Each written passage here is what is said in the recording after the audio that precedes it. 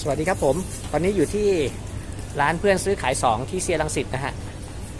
คราวที่แล้วเรามาลองลำโพง SKG กันนะฮะ SKG ตอนนั้นหมดไปแล้วนะฮะก็คือว่าขายหมดไปแล้วใช่ไหมฮะที่เคยถ่ายเนาะก็คือไม่มีแล้วตอนนี้เป็นรุ่นใหม่นะฮะอันนี้คู่หนึ่งเลยใช่ไหมฮะก็คือว่า2ตัวเลยนี่นะครับเดี๋ยวลองนี้เดี๋ยวผมเตรียมทำได้มาเสียบทำได้เลยก็ได้อันนี้มันเกาะบลูทูธได้นะครับได้ทุกระบบเลยเนาะ